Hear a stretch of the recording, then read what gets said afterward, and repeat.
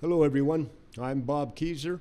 This is the Son of Man Urantia Project, spreading knowledge of the fatherhood of God, the siblinghood of humanity, and our commandment to treat others as God would have us do. No politics, no religion. Today we go into chapter 7, Jesus' early manhood, from the Son of Man Urantia, the life and teachings of Jesus from the Urantia book. Grab your copy on Amazon, hit that like and subscribe button, and then sit back and marvel at the wildest story to ever unfold in the cosmos. Chapter 7, Jesus' early manhood. Beyond selecting our world for his seventh incarnation in submission to the Paradise Trinity, Jesus was born and raised amidst the common hardships of his era. The dual purposes for Michael's earthly sojourn are crucial. First, he had to master life as a mortal in a world of time and space, thus fulfilling his sovereignty requirements for Nebadon's complete rule. Second, as Jesus incarnate, Michael was commissioned to unveil God's fatherhood and lead humanity to the Father. All other events and blessings remained secondary. The 21st year, AD 15. Jesus of Nazareth, knowing his dual nature as a son of man and a son of God, focused on mastering the human side of his life. No one can claim their suffering is unknown, for Jesus endured all common trials, weariness, boredom, hunger, and thirst, like all others. With grace and without sin, Jesus blended knowledge and experience into wisdom. Before his baptism in the Jordan River, Jesus refrained from using supernatural powers. He submitted to the Father's will to fully understand mortals and thus better serve them. Today, as our universe sovereign, he retains the title Son of Man. It was Joseph's turn to attend Passover with Jesus. As a father-brother, Jesus never showed favoritism. Like James before, Jesus used the journey to tell the historical tales of the Jews in Palestine. Throughout Passover, they stayed with their friends in Bethany. Joseph sought to understand Jesus' future mission, but he only said it was not yet time to reveal it. What Joseph gleaned, he recalled during the troubled times ahead. The 22nd year, AD 16. Jesus' siblings were now aged 7 to 18. Each faced the challenges of puberty, adolescence, and completing the mental stages to adulthood. As their substitute father, Jesus guided them through these difficult years. Simon completed school and began working with Jacob, the stonemason's son. The family agreed it was best for each boy to learn a different trade, rather than all being carpenters. This enabled them to collaborate on building an entire house. Later that year, Jesus journeyed to Sepphoris and apprenticed under a blacksmith for 6 months. There, he mastered metalsmithing and honed his skills at the anvil. Before departing for Sepphoris, Jesus delegated his family duties to James, naming him head of the household to oversee finances. Jesus urged his siblings to support James in his new role, and intentionally returned home only on weekends so James could grow into his new duties. Jesus learned much about people in Sepphoris, but after 6 months, their low moral standards prompted his return to Nazareth. Moreover, had Jesus remained, he would have had to work for Herod Antipas, that fox who had cheated the family of Joseph's wages. And this he refused. Back in Nazareth, James led the household for 2 years until Joseph assumed the role. Step by step, Jesus prepared the family for his departure. The 23rd year, AD 17. With 4 children working, the family's financial situation improved. Miriam sold milk and butter, and Martha earned her living as an expert weaver. Simon was old enough to attend Passover, so Jesus took 3 weeks off from work and they journeyed to Jerusalem. By varying his routes on these trips, Jesus came to know most of Palestine north of Jerusalem. Simon embraced Passover and became a son of the commandment. Jesus devoted most of his time conversing with diverse people. He met a rich trader from Damascus who told him about his work in far parts of the world. The trader wanted to hire Jesus, but again Jesus declined because of his responsibilities. Yet the idea of visiting distant cities took root in his mind. In the temple, Jesus spoke with a Greek named Stephen for 4 hours about God, prayer, and worship. Stephen was deeply moved by Jesus, never forgetting their conversation. 15 years later, Stephen proclaimed Jesus as the world's Savior, unaware he was the same man he had met at Passover. That first talk with Jesus inspired Stephen's courage to fearlessly spread the new gospel. And because of his boldness, Stephen was stoned to death by a Jewish mob, becoming the first martyr of the new Christian faith. Furthermore, among those watching Stephen's death was a man named Saul from Tarsus. Witnessing Stephen's willing death for his faith sparked Saul, later known as Paul, a key figure in spreading Christianity, to believe in Jesus.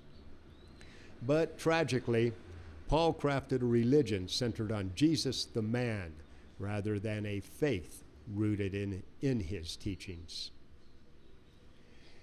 Jesus and Simon talked much during their return from Nazareth. Mary, learning that Jesus spent most of his time with strangers from distant lands, was perturbed. None of the family shared Jesus' desire to know people from different cultures. By now, Mary rarely thought about Jesus' special mission. Everyone was too absorbed in their daily needs to think about the future. The Damascus episode. The wealthy merchant whom Jesus and Simon had met at Passover sent a messenger to invite Jesus to visit him in Damascus. Jesus accepted, and for the last 4 months of the year, Jesus lived with him and his family. This merchant and a dozen other wealthy men in Damascus wanted to establish a university rivaling the one in Alexandria. They urged Jesus to embark on a global tour, visiting all the other academies worldwide, and then to return to lead theirs in Damascus. Though a mere carpenter from Nazareth, Jesus inspired these successful businessmen with his evident leadership. Jesus was tempted by the offer, but again refused. His mission would not be associated with a university. Jesus never disclosed his refusal of the proposal to his family, nor did the Damascus men later recognize him as the source of Palestine's spiritual upheaval. Jesus lived so others could not tie him to every event that occurred in his earthly life. He did not want to amass a record of famous achievements that would lead later generations to worship him, the teacher. Instead, he hoped people would build a faith around his teachings, the gospel of the kingdom of God. He was not bothered by carrying various titles throughout his life, or others not realizing they all referred to the same man. And when announcing this gospel, Jesus pressured no one. Believers must choose freely. The 24th year, AD 18. The Jewish leaders in Alexandria asked to meet with Jesus. They wanted him to teach in Alexandria and to offer him assisting the Kazan at the synagogue. In mid-June, Jesus went to Caesarea on the Palestinian coast to consider their offer.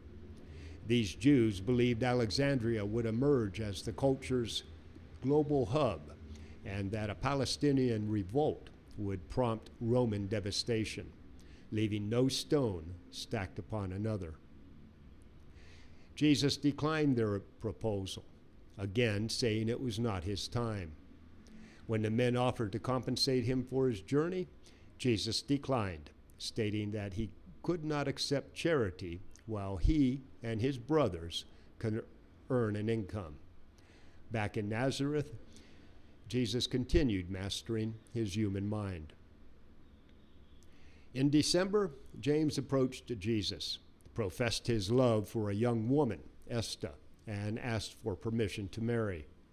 Jesus consented, but told James to wait 2 more years until Joseph, who was nearing 18, could lead the household. Then Miriam asked Jesus for permission to wed Jacob, the stonemason's son. Again, Jesus agreed, but asked that Jacob come to him in person to make a formal request for her hand in marriage, and that they wait until Martha was prepared to assume her responsibilities as the eldest daughter. The 25th year, AD 19. Jesus was among the finest physical specimens since Adam, and his mind had surpassed that of his peers. By now, all of the boys had completed school, and everyone in the family was healthy. Financially, they were better off, debt-free, and saving money for the future. This year, it was Jude's turn to attend Passover. Because of his patriotic leanings, Jude had already developed a reputation as a troublemaker, which swayed Jesus to take the safest route to Jerusalem. Jude was eager to visit the temple, as Jesus had been his first time. After arriving in Jerusalem, they met with Lazarus, and he and Jesus began planning the Passover dinner at his house later that night. While they were speaking, a nearby Roman guard made an offensive remark to a Jewish girl, which Jude overheard. Incensed, Jude loudly cursed the guard. The Romans did not tolerate disrespect from Jews, so the guard arrested Jude, which only made him angrier and more vocal. Before Jesus could signal his brother to restrain himself, Jude's words worsened his plight. The guard marched him to the military prison, with Jesus following. At the prison, Jesus tried to get Jude released in time for Passover dinner, but could not because the next day was Sabbath. If the Romans had convened court at once, it would have upset the Jews, causing the Romans problems. Instead, they detained him until his trial on Sunday morning. Jesus remained with Jude the entire time. When Jude finally stood in front of the military magistrate, Jesus persuaded him that Jude had sufficient reason to yell at the Roman guard, so he released him with a warning. But the judge also cautioned Jesus to monitor his brother, warning that Jude might bring trouble to the Jewish community. As it turned out, the judge was right. Jude never tamed his temper, and it caused Jesus more problems later in life. Because Jude was in jail, he failed to complete the Passover rites, designating him a son of the commandment, achieving this only when he returned to Jerusalem several years later. This trip to Jerusalem with Jude was Jesus' final Passover with his family. After Jude was released from prison, they went to see Lazarus and apologized for missing Passover. Back in Nazareth, Jesus did not tell the family what had occurred.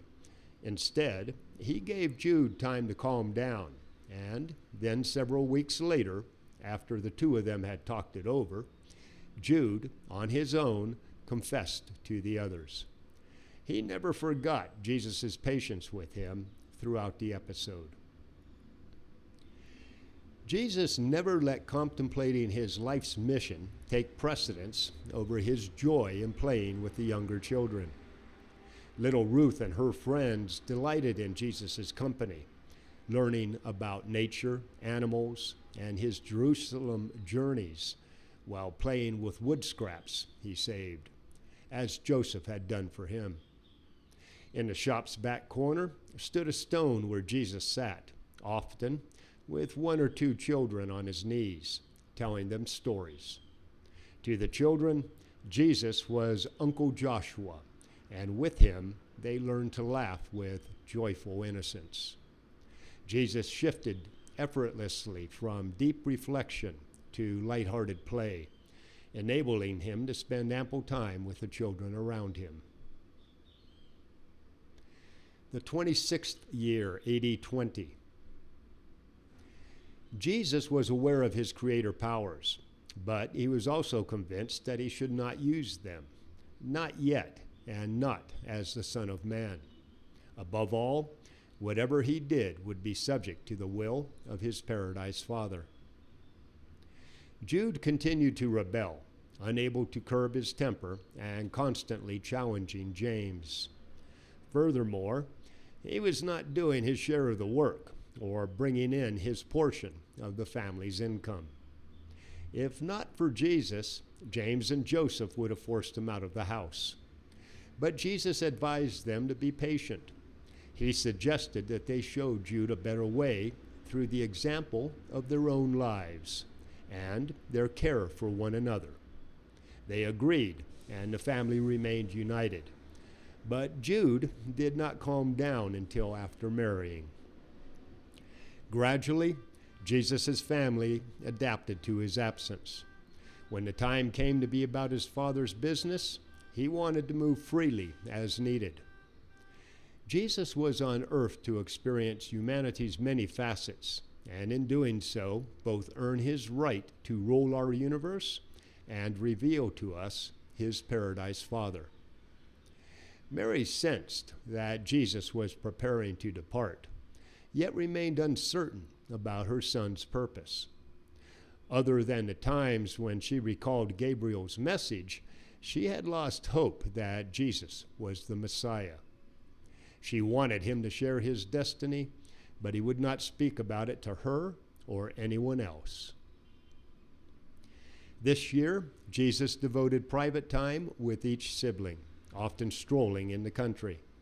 He brought Jude to their uncle's farm south of Nazareth to work the harvest, but Jude soon fled, later found among the fishermen at the lake. After consulting Jude, Jesus took him to Magdala to live with a relative and train as a fisherman. All of the boys now had their chosen trades. Esther and James, along with Jacob and Miriam, celebrated a double wedding that November. Esther's father gifted her and James a small house on the west side of town. Jesus put Joseph in charge of the family, and Jude vowed to Joseph to improve his behavior. Miriam left the house to live next door with Jacob, and Martha took over Miriam's duties as the eldest daughter. The day after the wedding, Jesus took James aside. In secrecy, Jesus told him he was preparing to leave and that he wanted to transfer the family's properties into James's name. They drew up an agreement freeing Jesus from financial responsibilities to the household and passing those obligations on to James. Though Jesus also said that for as long as possible, he would send James money to be used at his discretion. Jesus now entered a phase of living apart from home, yet not fully engaged in his Father's business. Okay, folks, that was chapter 7, Jesus' early manhood. Up next is chapter 8, Jesus' later adult life. From the Son of Man, Urantia, the life and teachings of Jesus from the Urantia book. Grab your copy on Amazon, hit that like and subscribe button, and then let's all get out there and serve humanity for nothing more or less than the sake of God. Bobby Keyser, out here.